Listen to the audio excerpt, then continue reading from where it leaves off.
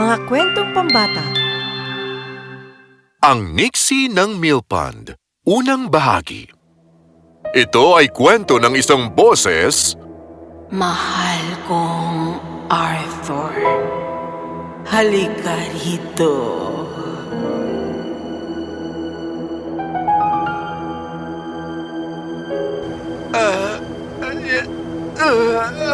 Arthur.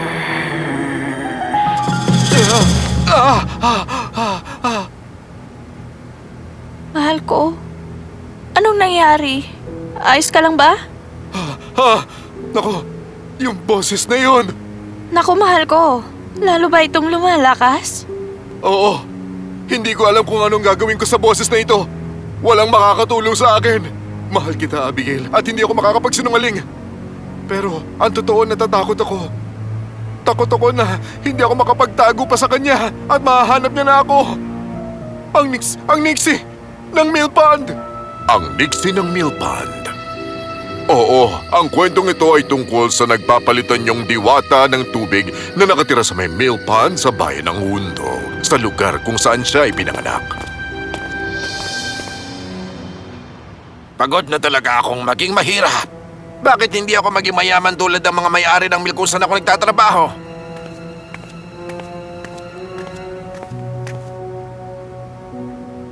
Pero hindi ka ba masaya rito, Augustus? Siyempre masaya ako. Pasensya na at nalungkot ako. Ikaw lang talaga nag-iisang liwanag ko. Pero hindi ko kayang hindi maibigay sa iyo ang kaligayahan na para sa iyo. Pero masaya ako rito. Hindi mo pa kasi nakikita ang kayang gawin ng kayabanan. Pwede tayong mamasyal sakay ng mamahaling karwahe. Pwede tayong bumili ng mga mamahaling damit. Nag-aalala ako sa iyo, Augustus. Kung hindi tayo masaya sa kung anong mayroon tayo, magiging daan ito sa maling mga sitwasyon. Ano ka ba naman, Gerda? Hindi naman masamang mangarap na yumaman. Ay, nangangarap lang naman ako eh. O siya, mauhuli na ako sa trabaho. Kita na lang tayo mamaya. Alagaan mo ang sarili mo ang maliwanag. Disenteng namumuhay si Augustus, kasama ang asawa niya. Pero gusto niyang maging mayaman na mayaman na mayaman. At palagi siyang nalulungkot. Aba, kapusod! Mukhang nag-aalala ka, Ayos ka lang ba? Iniisip ng asawa ko na mali ako dahil gusto ko ang pera. Pero alam mo, tama naman ako eh. Ang pagiging mayaman lang ang pinakagusto ko sa lahat. Mag-iingat ka sa mga hinihiling mo, kaibigan. Huwag mong ibarinig ito sa Nexie. Anong Nexie? Excuse me po, Nixie. May alamat tungkol sa diwata ng tubig na ito na nananamantala daw sa kahinaan ng mga tao ang sabi. Kaya sinasabing huwag niyong pag-uusapan ng malakas ang kahinaan ninyo. Naniniwala ka rito? Ano ba naman? Hindi pinansin ni Augustus ang tungkol sa Nixie. Halos maggagabi na ng araw na iyon nang umalis siya sa gilingan pauwi. Sa kanyang daan. La la la la la la la la la la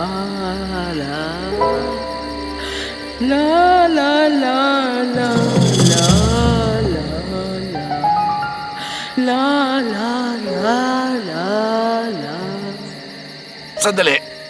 May nagkakaraoke. Napakalungkot naman ng tinig niya. Sa likuran lang ng mga puno, may nakita siyang babae na nakaupo sa batuhan malapit sa tubig. At para bang may kakaiba sa babae. Siya ay kumikinang. Miss. Ayos ka lang ba? Sa tingin mo ba mas gaganda ako sa damit na gawa sa ginto? Ano yun?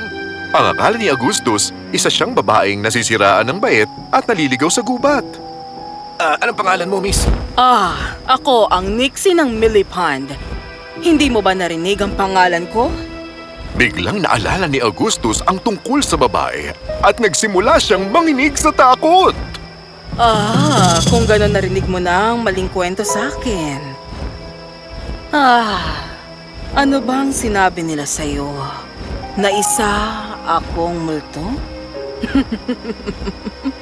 Ano pa ba ang aasahan ko sa mga tao kung tumangging tumulong ang isang mahiwagang espiritong kagaya ko sa kanila? Alam mo kasi, kaya kong tuparin ang kahit anong kahilingan ng iba. Pero, syempre, may kapalit. Anong kapalit? Kailangang ibigay ng mga tao ang unang makita nila pag umalis sila ng gubat. Pwede yung kahit ano. Bato, puno. Parang andali naman yan. Tama ka. Tapos, gusto nilang gawing libre. Gustuhin ko mang ibigay ito ng libre, pero hindi pwede. Labag yun sa patakaran. Siguro tadhana na ng isang nilalang na gaya ko ang mapag-isa. Naantig ng kanyang mabait at malungkot na boses ang puso ni Augustus. Siguro nagkakamali lang ang mga tao sa espiritong ito.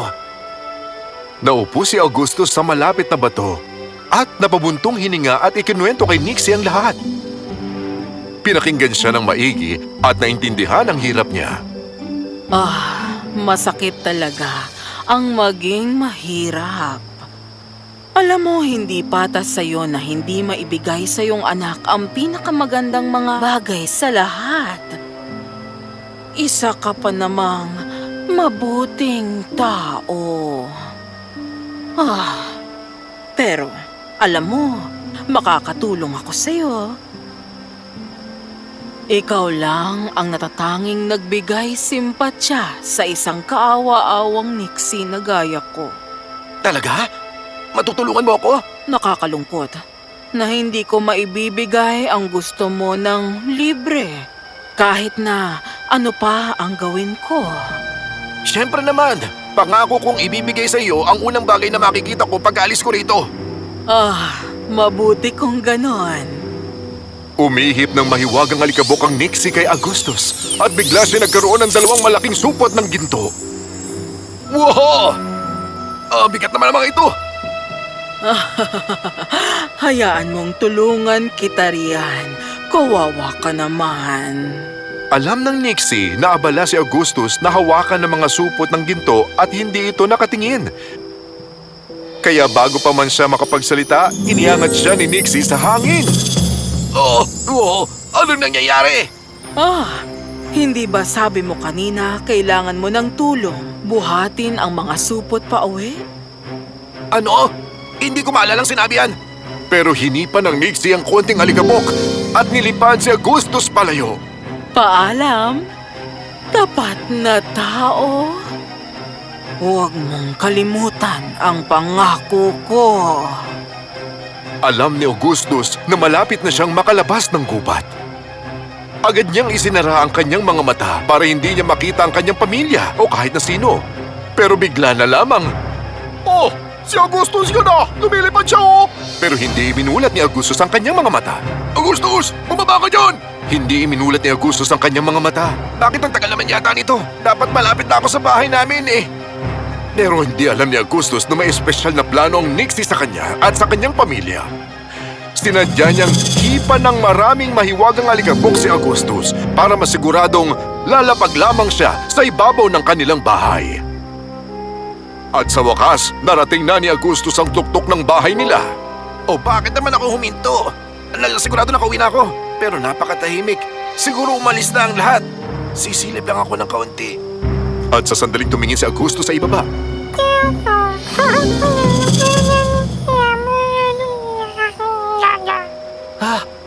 Isaac!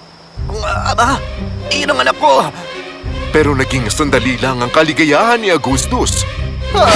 Hindi! Anong ginawa ko? Anong ginagawa ko? Hindi ako dapat lumipad ng ganito katagal! Naloko na!